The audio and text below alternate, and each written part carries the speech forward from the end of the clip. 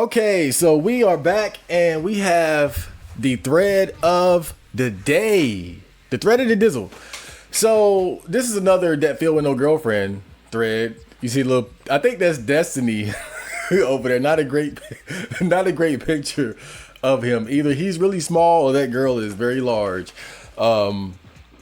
But it was a typical that feel with no girlfriend thread on ADV. But I thought it was an interesting one because there was actually some, I think, decent advice in here. So let's get right into it. So the OP says, not sure what actual advice I'm asking for here, but I've never had a girlfriend, not one.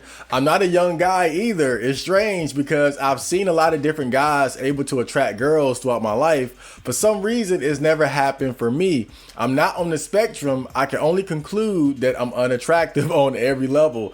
Otherwise, I would have had a girlfriend at some point, right? And then this guy asks, have you ever asked anyone out? And before, no, of course not. Why do you ask? Then the guy replies, never had the opportunity to ask anyone out. Women have never shown me any interest. And then another guy says, yeah, only girls I don't like are into me. Story of my life, right? But look at what this guy says. Never had the opportunity to ask anyone out. Women have never shown me any interest. And, you know, that kind of attitude is understandable, but you know, it kind of reminds me of the whole debate between like code approach and choosing signals.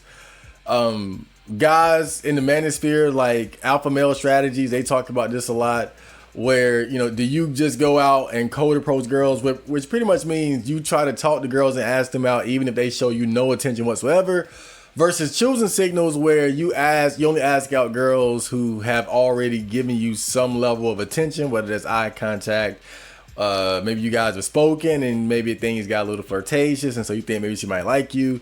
I know that throughout my life, I've had a few situations where I felt like girls may have been giving me choosing signals, but of course, I never acted on them. But I think that if you're a guy who is not getting any choosing signals whatsoever, if you really want a girlfriend back, you can't afford to wait on it. You can't afford to just sit around and wait for choosing signals or opportunities. I mean, I understand, cause even myself, I don't like the idea of code approaching and things like that. I think at best, if I was in the mode of trying to look for a girlfriend, I would try to go to an environment where code approach would make sense.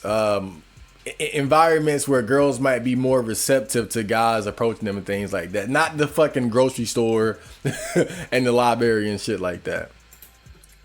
And so this guy says, same here, OP. I'm almost 30 and it feels uncanny. It's like everyone else knows some secret we were never let in on. I'm hitting the gym, lost all the weight, obsessed with being clean and smelling nice, dress well, make good money. I'm above average in height, and while I'm no Chad, my face is okay. Yet no girl ever gave me any sign to ask her out. I see people around me that are much worse getting into loving relationships, and I just can't help but ask myself, what the fuck am I lacking? A friend of mine recently got a girlfriend. He's fat, his armpits smell, wears whatever, and is a neat living with his parents. Is that me? He doesn't even have a car. Oh, never mind. I was happy for him, but also seething. What do I lack compared to him? And this guy kind of has the similar problem where it seems like he's waiting for girls to give him choosing signals. He's waiting, like he says, yet no girl ever gave me any sign to ask her out. He says he's above average in height, okay face, and you know, basically he's doing he's taking advantage of the looks maxing path or skill set, and he's not reaping any rewards from it. He says girls aren't really giving him any signs to ask him out. I don't really know, what does it take? Like, at what level does a man start getting choosing signal? At what point should you expect girls to actually like I already know that around the average level, below average, slightly above average, typically you're not going to get girls making a direct approach on you. I understand that, but choosing signals seem to be fairly common.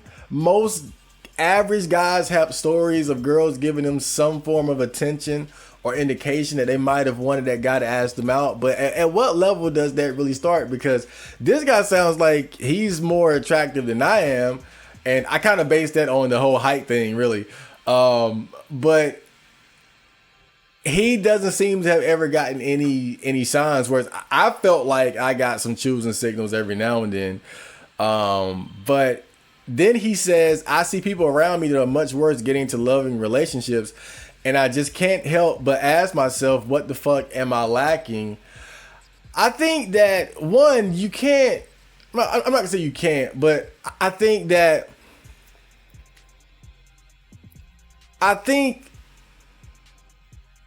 a lot of times I see people who make the argument of, oh, this fat, balding, ugly guy got a hot girlfriend, so can you.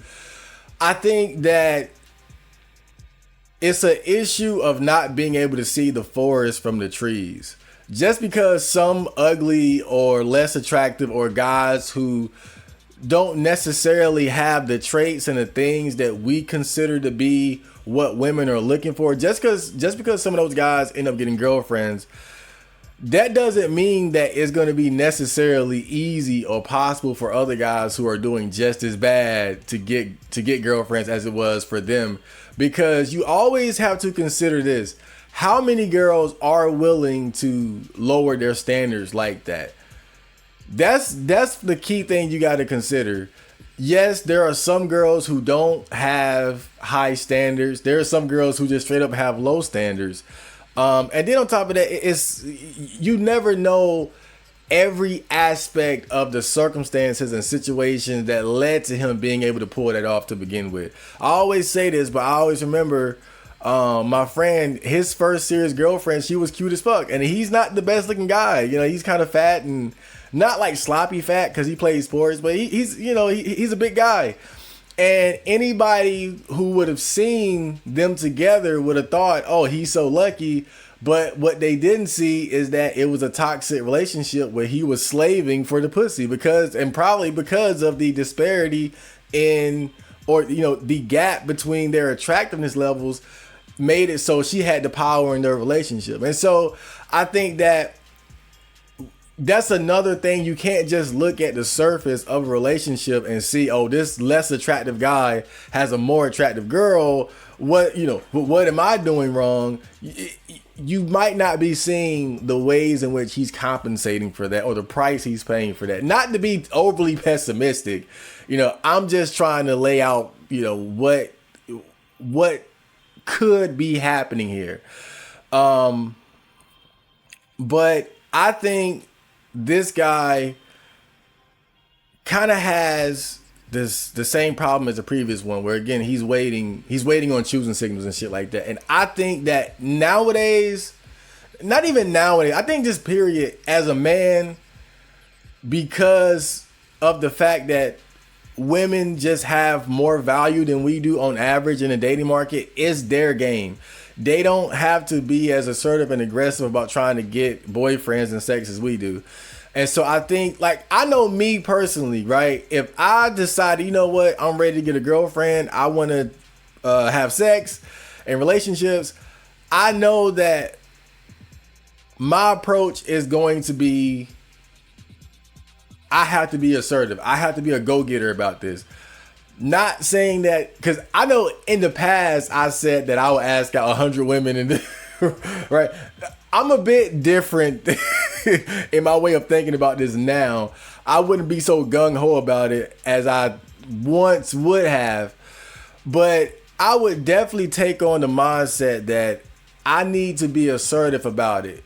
I need to make sure that I put myself in places and situations where, again, I wouldn't want to be a cold approach guy, but I would definitely want to put myself in situations where I can reasonably, to a reasonable extent, put myself out there and talk to girls and try to escalate towards something. But I think that, guys like that, they need to have a more assertive attitude about trying to get girls rather than waiting for choosing signals. So this guy gave very good advice. So you remember when I was on the Melly Monaco little dating advice show, I was having fun, but I was really expressing myself truly and honestly.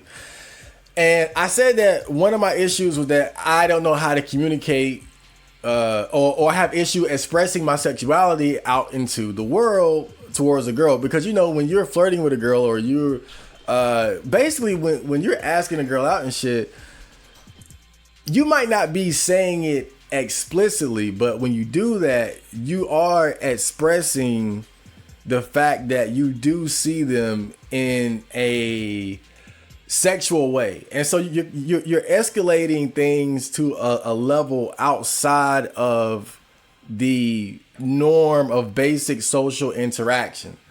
The social interactions of strangers or friends and whatnot. Now again, it's not explicit, but that's what's happening.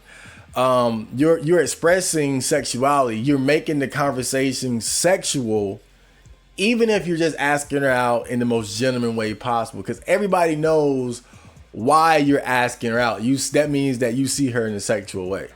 But this guy kind of breaks down what that issue is, I think, in a very good way. So he says, are you communicating your sexuality to women? I mean, stuff like, do you make sexually charged eye contact with women? Have you ever straight up just told a girl that you thought she was attractive? How comfortable would you be with telling a girl that you find her attractive? Are you relaxed enough when you're interacting with attractive women that you are having fun with it, or is it a big nervous ordeal for you? By the way, practice really helps with that last one. My point is not that telling a girl you think she's attractive will get you laid, although it might. My point is more like, how comfortable are you with your sexuality? Getting laid isn't so much about your various qualities as if they were listed on a spreadsheet. A lot of it is about whether you project sexuality and about how comfortable you are with sexuality. If you want to get better at this, volume is probably important. Try to figure out how to get yourself into situations where there are many women you can interact with. It's relatively hard to get better if you're only interacting with one new woman a week. So what he's saying is, when we all have a sexual side to ourselves. Even me as a virgin, you know, I masturbate, I get down, I jack off a lot.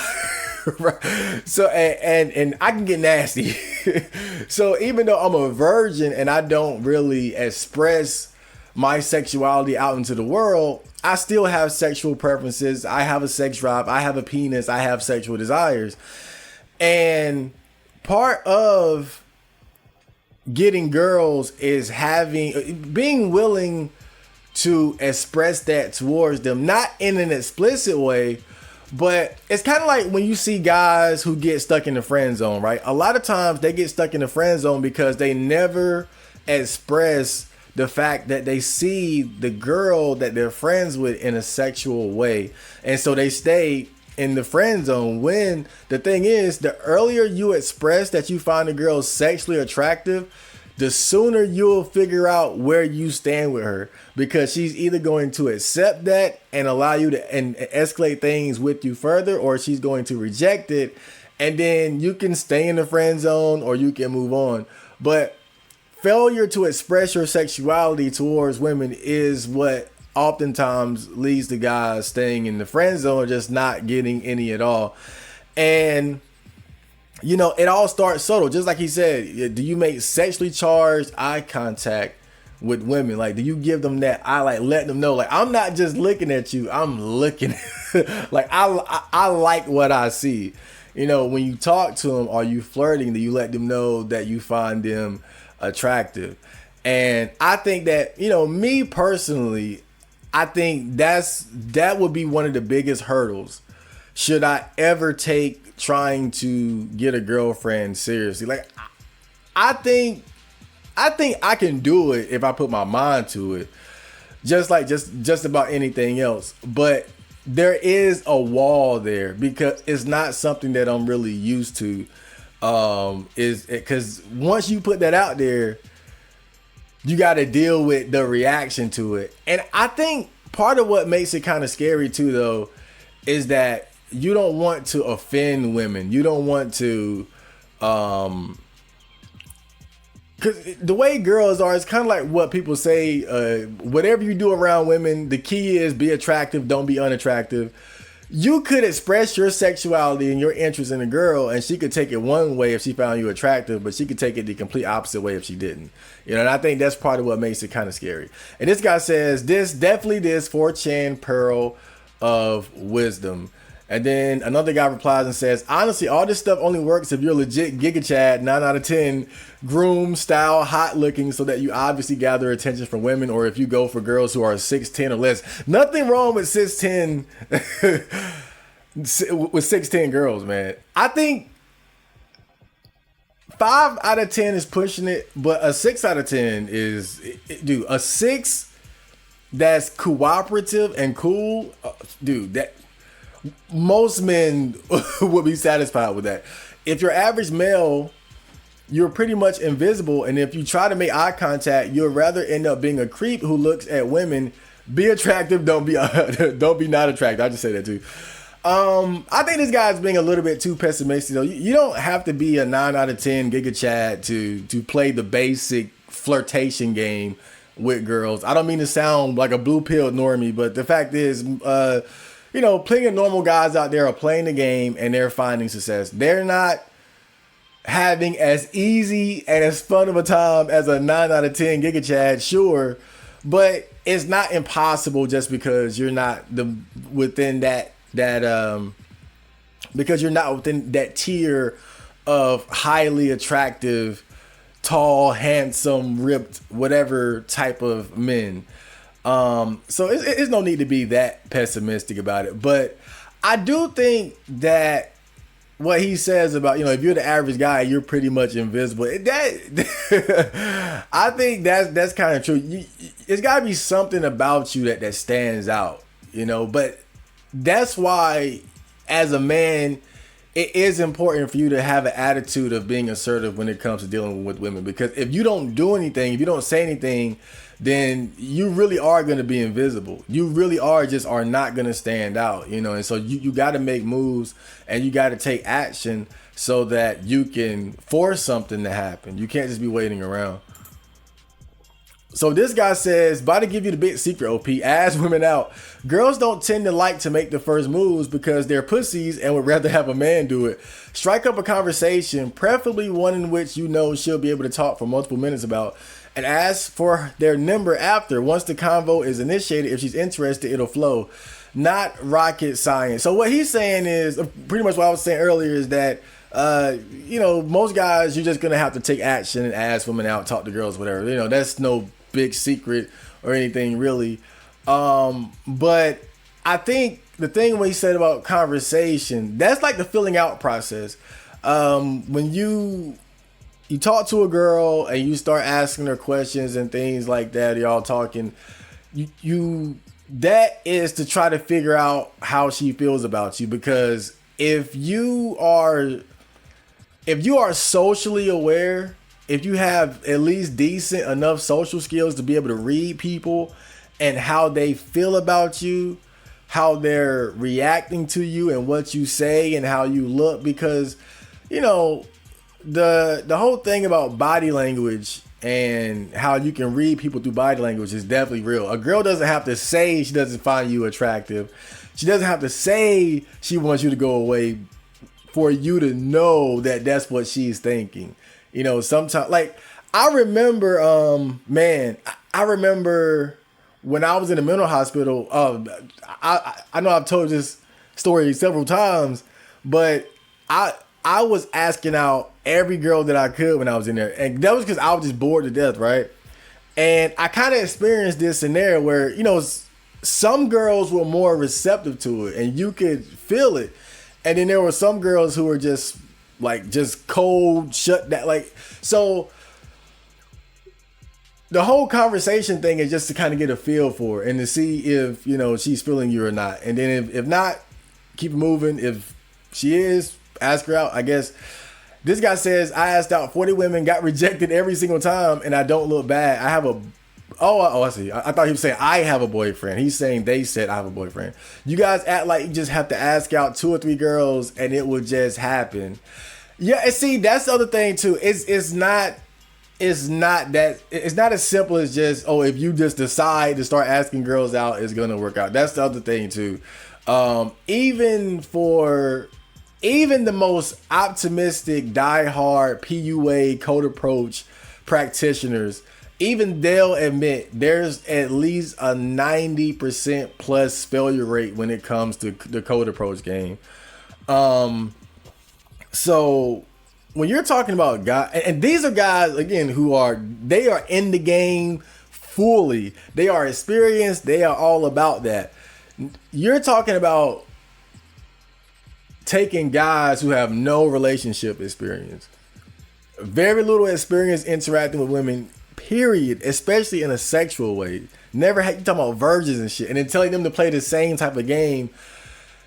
It's really not far-fetched that some of these guys are asking out dozens of women and getting rejected every single time.